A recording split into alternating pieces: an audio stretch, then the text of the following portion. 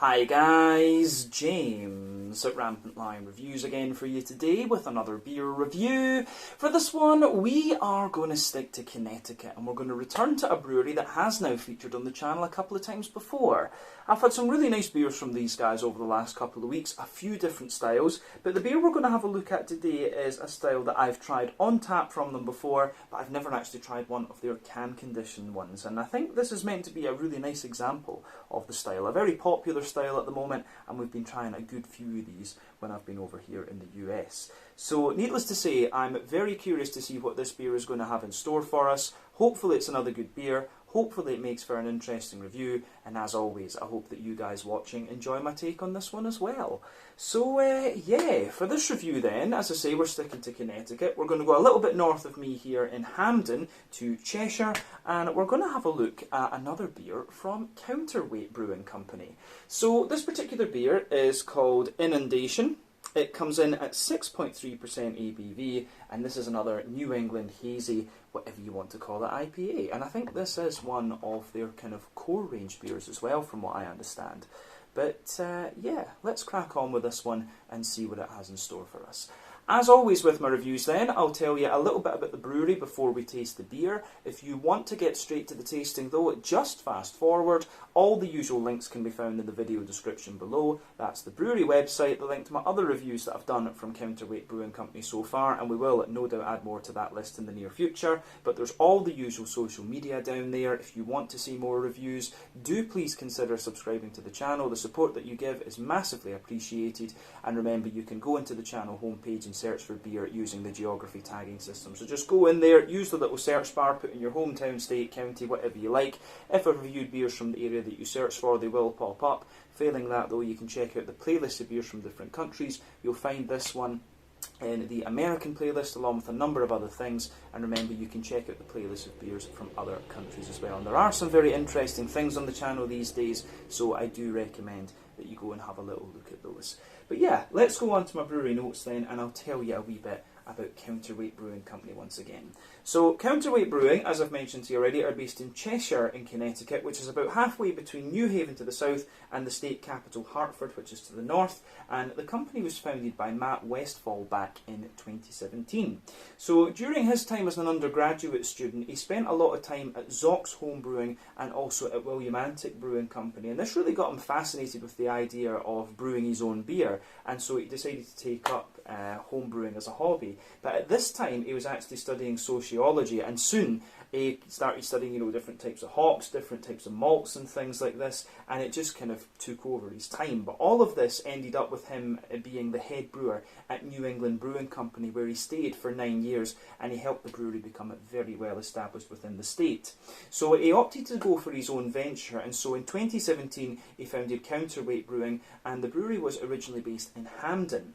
But there they had a 3-vessel, 20-barrel brewing system, which is about 3,200 litres per brew, and they also operated a cool ship and had fodders as well. So they were one of the very few breweries in the state at the time who were operating a cool ship. I think it was only them and maybe 2 or 3 others actually.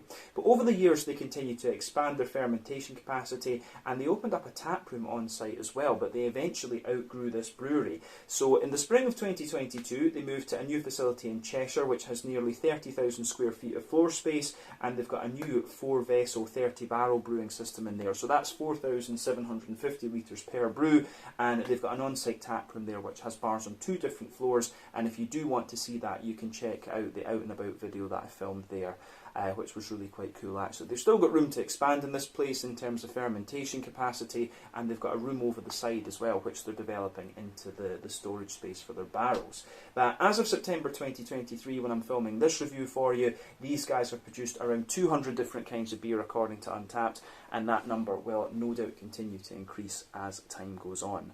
But yeah, that is everything I can really tell you about Counterweight Brewing Company for the moment. If you want to learn more about these guys, again, you can check out the brewery website, you can follow them on Facebook and Instagram to keep up to date with all the latest goings on, and you can check out the Rate Beer, Untappd and Beer Advocate pages to learn a wee bit more about all the different beers that these guys have done. So yeah, let's go on then and actually have a little look at this beer. So As I mentioned to you earlier, this one is called Inundation. It comes in at 6.3, I was going to say 6.2% there, but 6.3% ABV, and this is a New England Hazy, whatever you want to call it, IPA.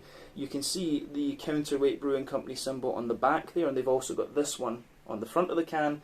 Plain silver top on the can. Incidentally, this one is 1 American pint, 473 millilitres or 16 fluid ounces if you want to do the Freedom units.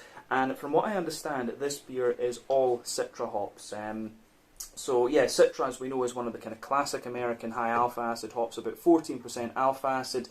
Gives you a really nice kind of big juicy mango type character in New England IPAs. Sometimes a little bit of stronger passion fruit, peach, and grapefruit, but it can often give you quite a little bit of a kind of lemony note in these New England IPAs as well. So yeah, let's get this guy out into the glass and see what it's all about. The Inundation IPA, 6.3% ABV. Let's do this. So there we go. See how this guy's going to behave. I think we've got this just at a nice temperature as well, actually. And I think we've got a fairly nice pour out of this one. I think that will do for the moment, just to have a little look at the appearance of this beer. So yeah, this looks really nice actually. So in terms of the head of this one before it disappears, you can see that it's poured with a lovely 2-finger of a frothy, I would say kind of cream coloured head. You can see that it's mainly medium-sized bubbles in there, and it's quite soapy actually, kind of soapy and more bumpy bubbles toward the top of the head there. So yeah, that's quite interesting. But you can see the colour of this one. I would describe this, if I shine the light through this, it's got a lovely kind of pale mango juice sort of colour to it. So it looks quite nice actually. Remember, the colour of your beer depends on a few things. 1, the type of malts that you use. This goes a long way to determining your EBC rating. 2, length of your wort ball is going to play a role, because the longer you boil the wort, the more the sugars caramelise, unless you get a darker colour of beer. But any barrel aging you do or adjuncts you put in will affect that too. But you don't often have to care about those latter 2 variables when it comes to New England hazy IPAs, or pretty much any IPA for that matter, other than fruit IPAs. But you can see the head on this one has faded down to be a little bit more of a kind of thinner layer, and I'm going to put a wee bit more in just so I can have a closer look at the aroma. But yeah, it does look the part of a New England hazy IPA. In terms of the level of haze in this beer, it's certainly not the soupiest and gloopiest of New England IPAs that I've come across, but yeah, the level of haze in these beers of course depends on the oak content, wheat content, and to a degree what yeast you use, and that can vary from brewery to brewery and recipe to recipe. Some big bubbles sticking toward the side of the glass with this one of course, and a few just going up toward the bottom of the head there now. But as I say, appearance wise there's nothing madly surprising about this beer when you consider what style it is. So I think we can have a wee look at the aroma of this one now and see what it's all about. I think we've covered everything we need to say on the appearance. So aroma time, let's do this. Oh yeah. Aroma wise, that's pretty nice actually. Very smooth, big fruity and juicy, and quite a kind of punchy green component on this one actually. So that's interesting with this beer, but it gives you everything you'd expect from the aroma, to be quite honest with you.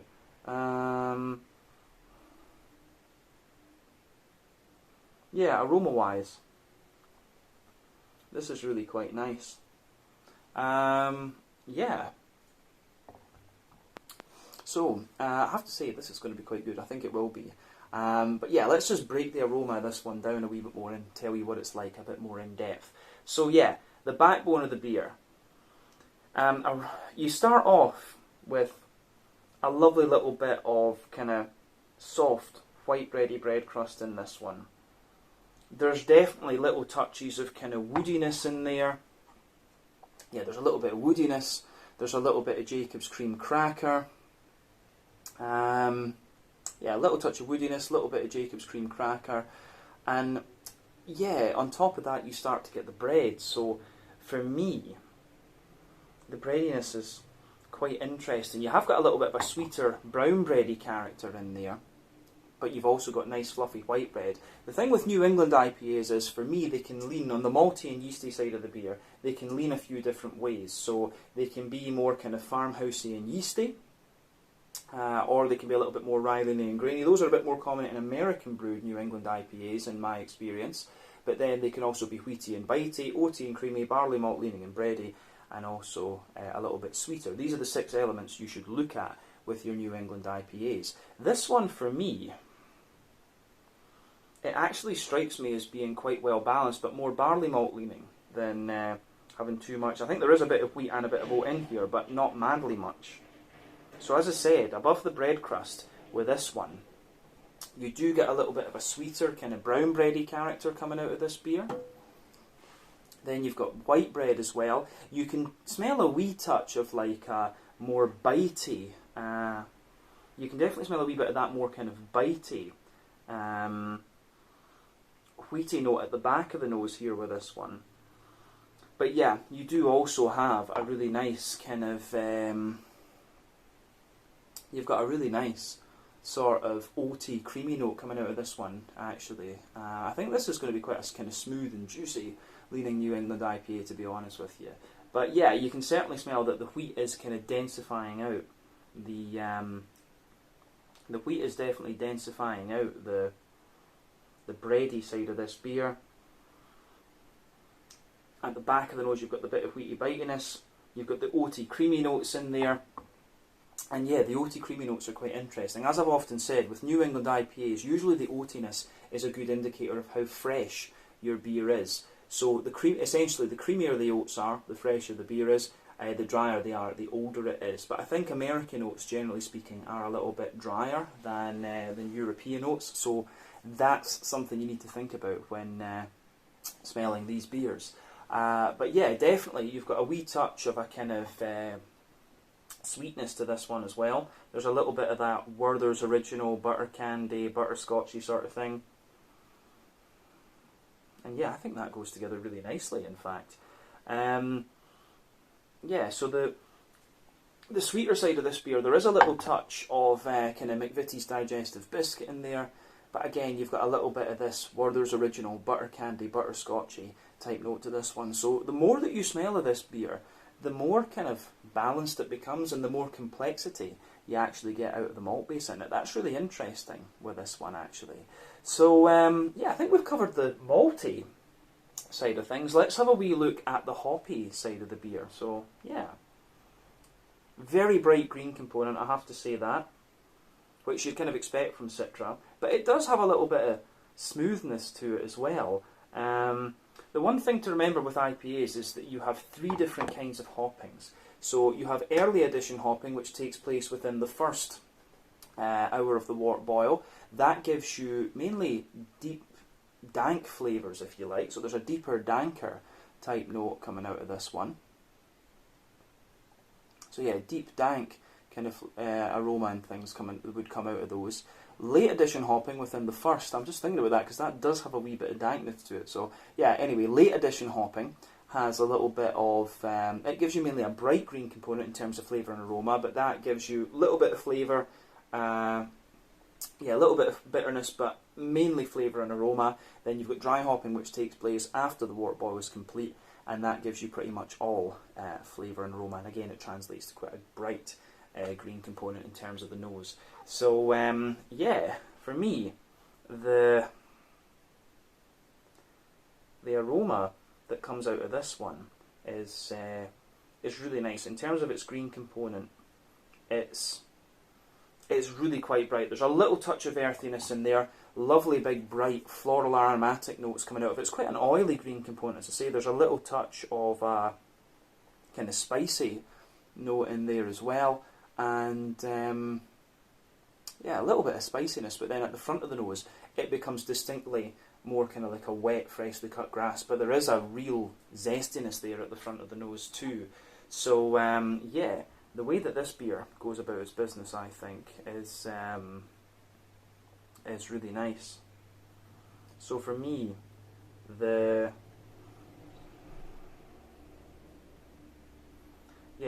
way that this one's going about its business is quite nice from the side of the green component. on the fruity side of things, it's pretty much what you would expect from Citra. You've got a little bit of that more pungent passion fruit in there, a kind of peachy note as well. Yeah, peach, oily passion fruit, big juicy mangoes, softer kind of apricot in there.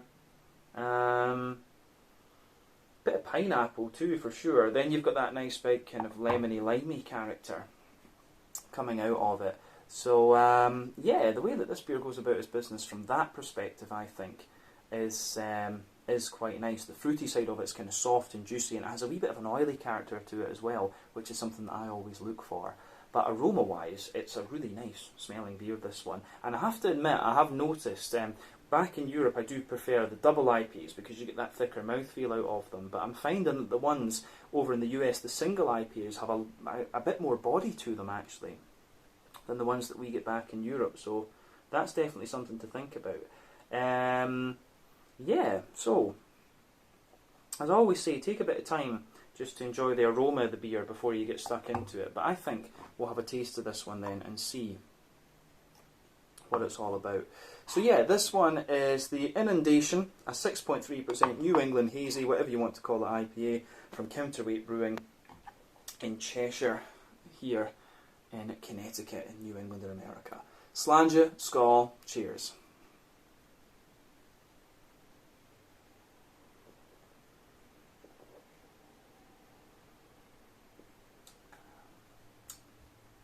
Ooh. That's nice. I mean,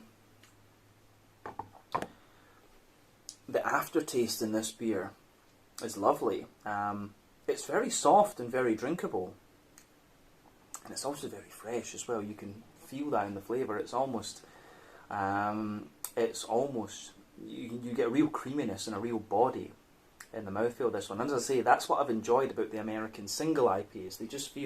I think they just feel as if they've got a little bit more kind of body to them than the ones back in Europe. But the aftertaste in this beer is lovely. You've got this lovely kind of smooth oaty and bready type note, then just some of the soft fruity characters lingering there. I really like how this goes together. Alright guys, sorry about the little break there. It seems that I thought the phone had more memory than it did. My bad. But yeah, we were just about to get on to describing the flavour of this beer a wee bit more in depth. But it's got, as I say, it's got a lovely aftertaste to it. Let's go to the middle third of the palate then and just break the flavour of this beer down a wee bit more.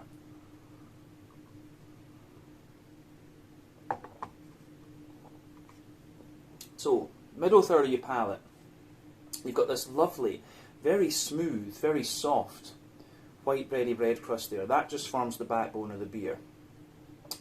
As you go further forward on that middle third of your palate, you get a lovely little touch of you get a little bit of woodiness coming out of this one, which is really nice.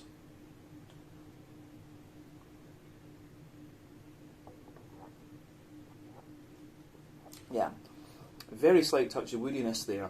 But then above that, you get this really dense and quite thick and sweet white bread. I really love the mouthfeel of this beer, and the way the bready character goes together. It just strikes a chord with me. So yeah, if I did live here locally in Connecticut, this probably would be a little bit of a go-to if I was in the mood for an IPA.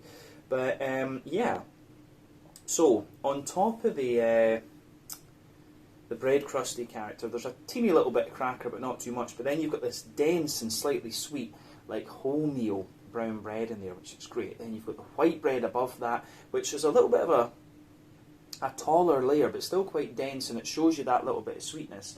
Then you've got the wheat sitting above that, which is really nice.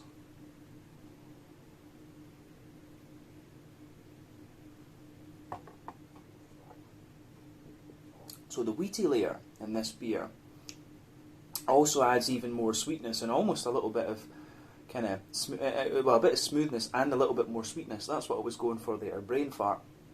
But yeah, the way the bread goes together in the middle of the third of your palate with this beer is really nice. And above the wheat, you can feel the oats. I think the more that you drink of this beer, the more the oats are going to come out. So down the middle line of your tongue, you can feel this really nice, dense and smooth, kind of creamy, oaty character. And as you push out toward the edges of that middle third of your tongue, you start to get a little bit more of a kind of dryness coming out of this one. So yeah, the way that this beer goes together in that sense is really, really nice. So yeah, lovely big kind of creamy oaty character down there, a little bit of a kind of more dry oatiness coming out of the beer beyond that.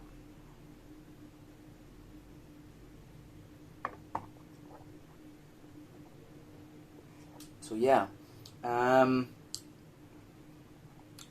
you do get in the dead centre of your palate, there's a little touch of sweetness there.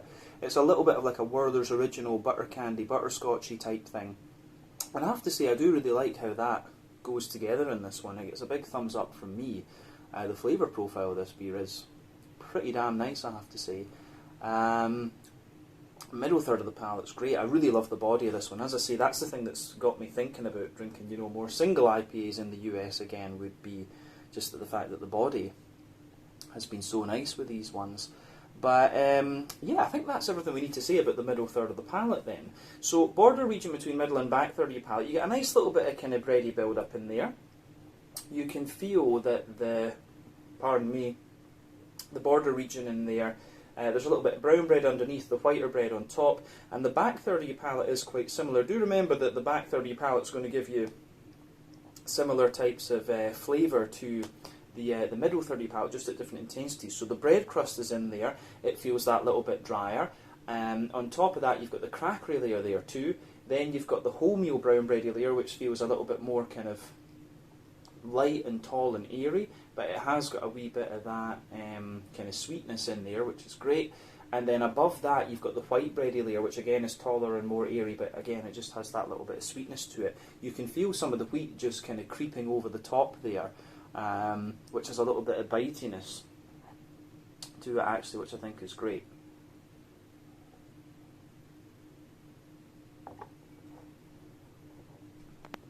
Above everything else, forgetting there's still a little bit more in the can here actually. So yeah, above everything else on that back third of the palate, you do have a nice little bit of, you've got a nice little bit of kind of, you get the yeasty character there, so it's a little bit of a mix of like a more dense and sweet brown and white bread. There's a little bit of like a crackery, woody spice, or maybe a little touch of a peppery note, and it's kind of wrapped in honeycomb, and that composes your yeasty part of the beer. But definitely the back third of your palate, the flavour is taller, then as you come further forward into the middle third of your tongue, it just condenses down and squashes together that little bit more. But I think that concludes everything we really need to say about the malty and yeasty side of this beer.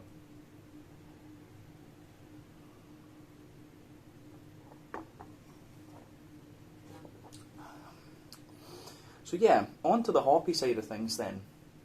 The green component in this beer is really interesting because it's quite bright and floral at the same time, but it's also very smooth, so it wouldn't surprise me if there's a little bit of like cryo oil or incognito or something like that being used in this one. But yeah, in the back corners of the palate you do get a nice little touch of earthiness coming out of the beer. As you move further forward, it gives you a wee bit of herbal character, but not too much. Then as you push further forward toward the front corners of your palate, it's a lovely sort of oily, yeah, it's got this lovely kind of oily, yeah, it's got this lovely kind of oily, just floral note. It's not too spicy, it's just really nice and smooth. As I say, as you go round the front curve of your tongue, it gives you this lighter, more kind of grassy character coming out of it. But again, it's like a wet, freshly cut grass, to be honest with you. The way that that goes together with this beer, I think is really quite interesting. So yeah, love it. As I say, the green component in this one is really nice too. But let's focus on the front third of your palate and the kind of fruity side of things.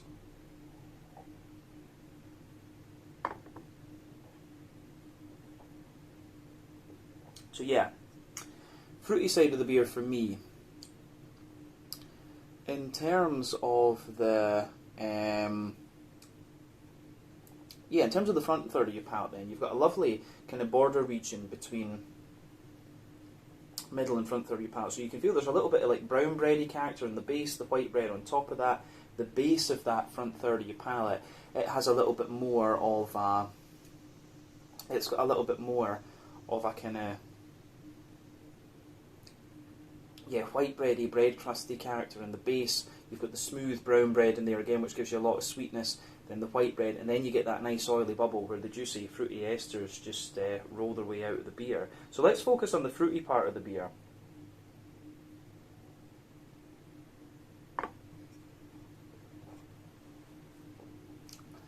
So yeah, the fruity part of the beer for me would be the fruity part of this beer. At the back of that front third of your palate, you do get a little bit of you get a little touch of the grapefruity character coming out of it. Then you get a wee bit more of a kind of like sharper peachy note. And then, as you move further forward into the middle third of your tongue, into the middle of that front third of your tongue, sorry, it gives you this big, oily, juicy, mango-y quality.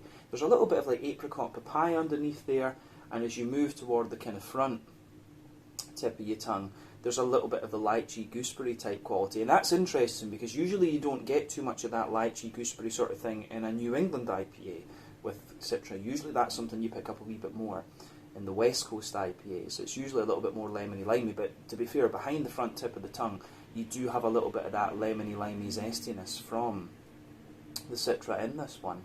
So, yeah, the way that this beer goes about its business in that sense is really, really quite nice, and it gets a big thumbs up from me.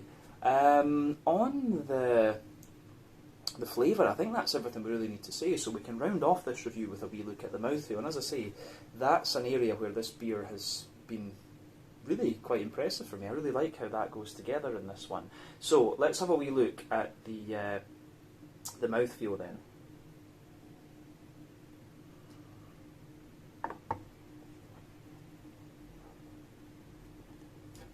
So yeah, mouthfeel wise, for me, the mouthfeel of this beer is quite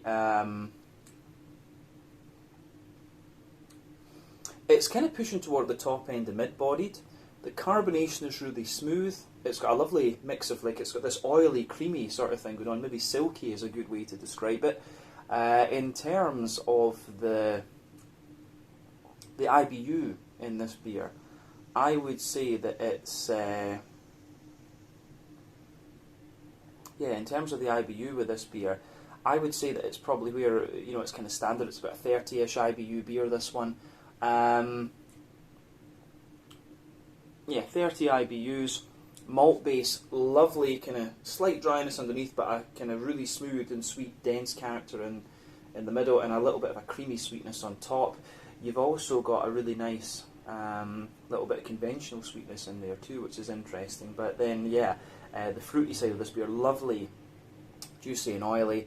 As I say, for me, this is the mouthfeel of this IPA is really where it shines, and I've enjoyed the single IPAs since I've been over here in the US. They just feel that little bit thicker, and to get this kind of thickness in the mouthfeel from the New England Hazy in Europe, you tend to have to go to the doubles or even the triples. So yeah, that's an interesting point to make about these ones. But yeah, I think we can leave it at that for this one. So this was the Inundation, a 6.3% New England Hazy, whatever you want to call it, IPA from Counterweight Brewing in Cheshire, a little bit to the north of us here in Hampden in Connecticut. So once again, thank you for watching my beer reviews. Until the next time, please like, subscribe, share, all the usual YouTube stuff. Let me know your own thoughts on this beer in the comments section below. Let me know what your favourite beers are from Counterweight Brewing Company as well, and we will no doubt return to these guys again fairly soon. I do believe I still have a Rauch beer to have a little look at from them, so you'll see that video coming up very, very soon. Quite excited to do that one. So until the next time, thank you for watching. Check out my social media, check out Counterweight's social media, and I'll see you guys again later. Slàinte, skål, and cheers.